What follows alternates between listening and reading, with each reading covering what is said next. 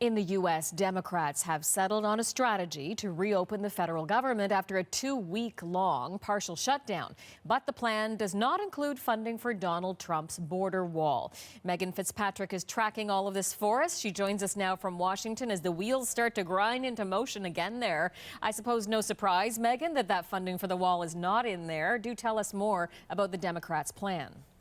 Their plan is to propose 2 separate funding bills to reopen the parts of the government that have been closed down because of this lapse in funding. So one bill funds most of the departments through the next fiscal year to the end of September. The second bill is only applying to the Department of Homeland Security, which oversees border protection. And that bill proposes funding it just for another month until February 8th. And no, that bill does not have specific funding in it for the border wall. The Democrats were widely expected to propose this kind of plan. They haven't had much incentive really to negotiate directly with the White House in recent days.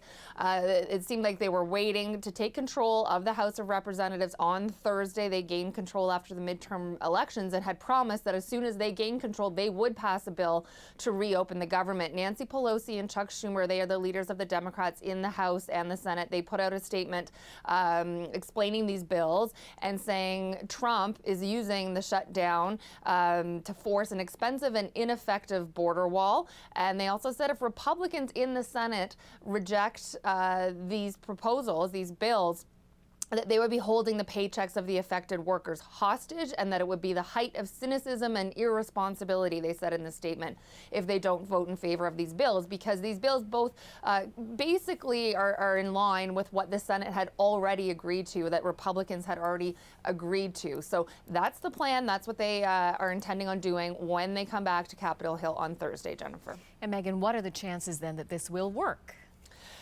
So once it passes the House, it does go to the Senate, where the Republicans still control that chamber, but they do need some Democratic votes in order to pass this. Mitch McConnell, the leader of the Republicans in the Senate, has been saying all along he doesn't intend to put a bill to a vote unless he knows that Donald Trump would sign that bill. And Donald Trump all week has been standing very firm on his insistence for a border wall. He did that again last night, in an interview on Fox News. Let's take a listen to a bit of what he said.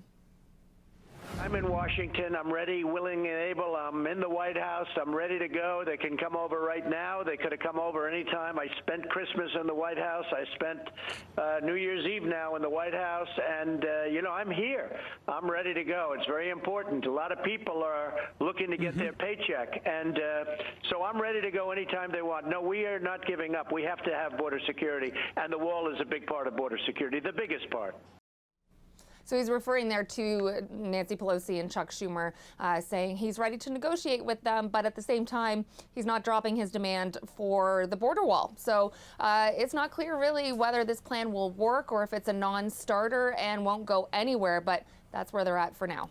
Megan, thanks for the view from there. Megan Fitzpatrick in Washington.